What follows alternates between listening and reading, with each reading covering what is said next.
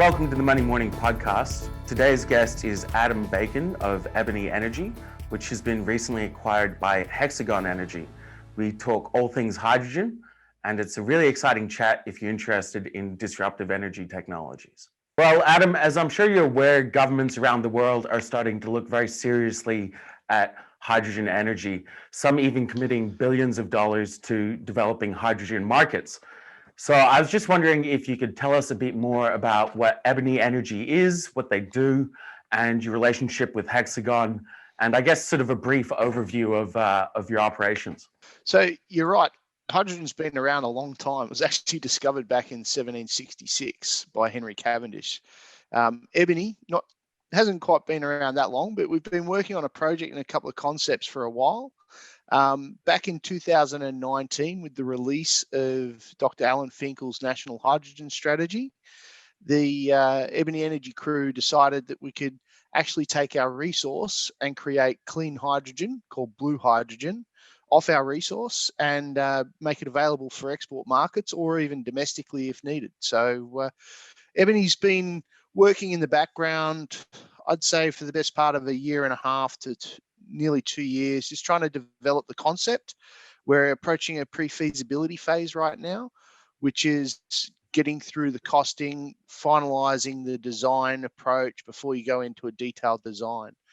The work we've done to date actually takes us through, are there any fatal flaws with the concept? And so we've looked at the construction costs of the facility, the quality of our coal as a product, as a feedstock. We've looked at pipeline capacity and what needs to be done in that space. We've looked at transportation to market, and we've also been talking to some potential off-takers as well as technology partners. So in that work, what we've concluded is there's no fatal flaws for our project, which is then sets us up for moving to the pre-feasibility phase, which is what we've started now. So our relationship with Hexagon started, I want to say, about October last year, but don't hold me to that because I could be wrong by a month or so. Yeah. Basically in early conversations, but it got to the point where Hexagon liked our story, liked our project, that they decided to acquire the company. So that acquisition was finalized last week. So it was unconditional last week, which means that Hexagon is now the owner of Ebony Energy. And I think Hexagon is well positioned to take this project forward and develop it over the next 4 to 5 years. And I believe the project's based in the Northern Territory. It's the Paducah project, I believe. Paducah Basin, yeah. So it is based in the Northern Territory. Many people ask, why would you do a project like ours in the Northern Territory? It's such a remote location, difficult to get to. And the simple answer is, it is the best location for carbon sequestration in the country. So between the Cooper Basin and Amadeus Basins, there are reserves or reservoirs that are already depleted, which actually are geologically suitable for carbon capture and storage. There are a few other onshore locations in the country that are as well suited as what the Cooper and Amadeus Basin reservoirs are. And the key there is it has to be depleted or aged reservoirs, right? So that's what makes the combination of our location with a train line through to an export port quite unique, and aligns us well with being able to develop an export market for clean hydrogen. Okay, well, I believe you mentioned the current infrastructure in that area is underutilized, so there's capacity there to take advantage of that. Yep. But what I'd really like to ask you about, Adam, is the difference between how hydrogen is produced now, brown or gray hydrogen, blue hydrogen, and green hydrogen. And I was sort of just wondering, you could run us through the economics of the various types of hydrogen.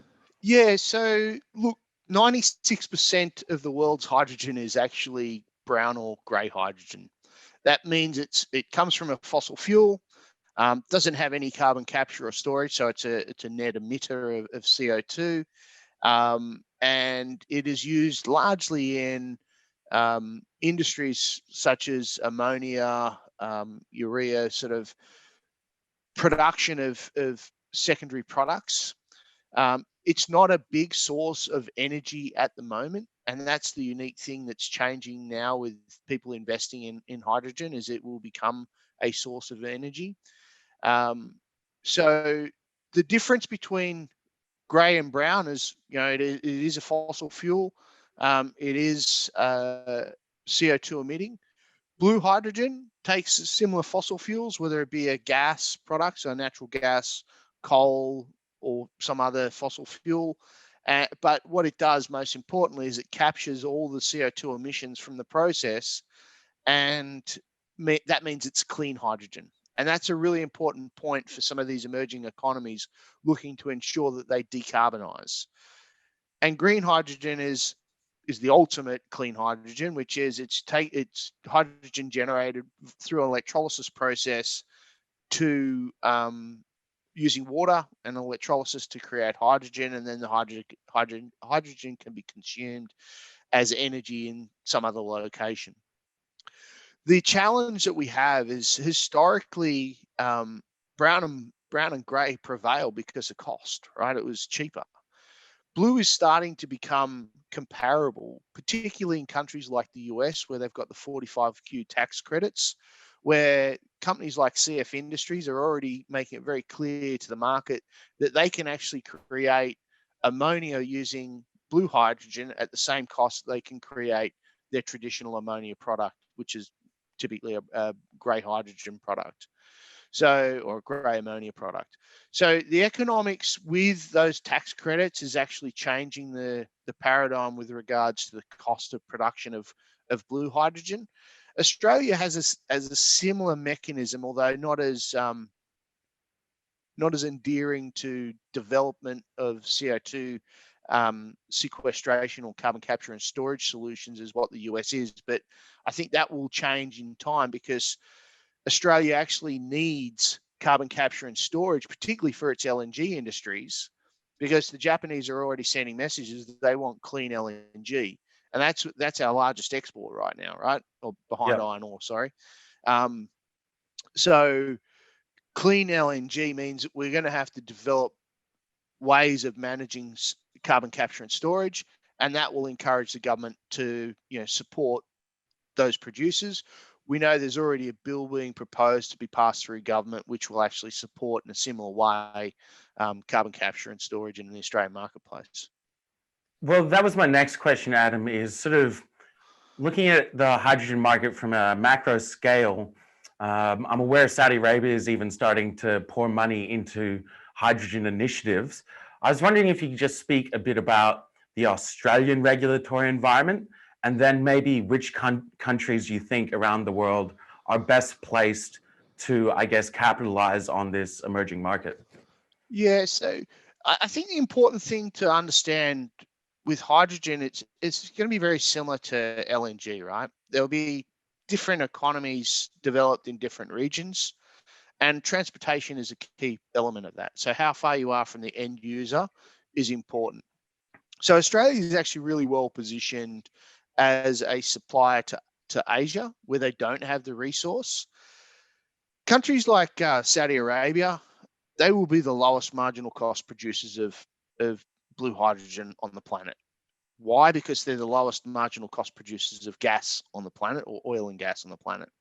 So that they will always be a low marginal cost producer. But as with every market, right, everyone trends to where the demand points are and what's the highest price point that fills that demand point. And then you also have to overlay that with transportation costs. Okay.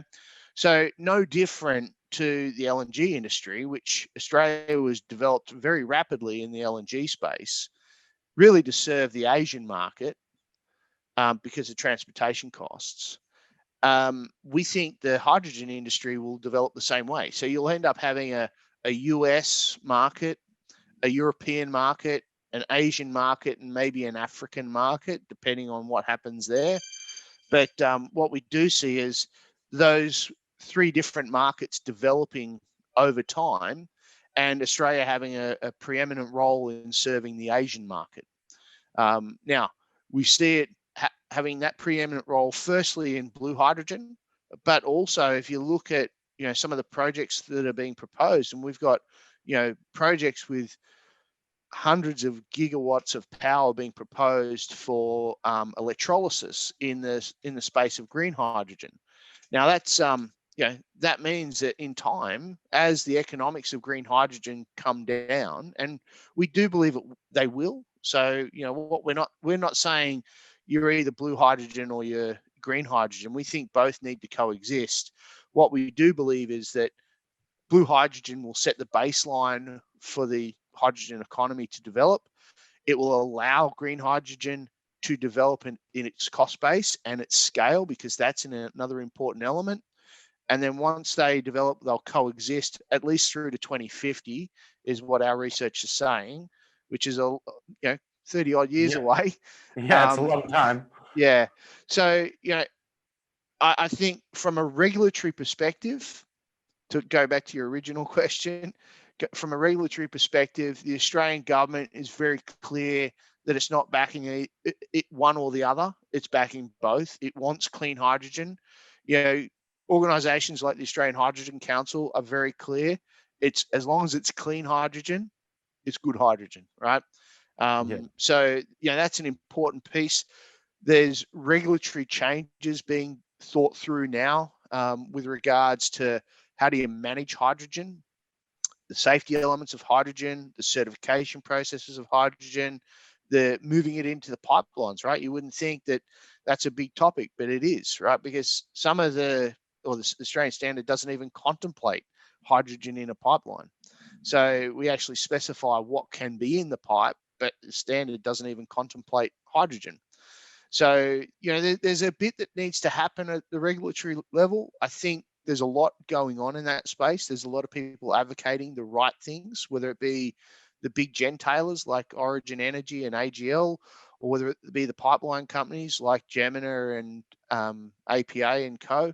They're all assisting with trying to develop that economy for us.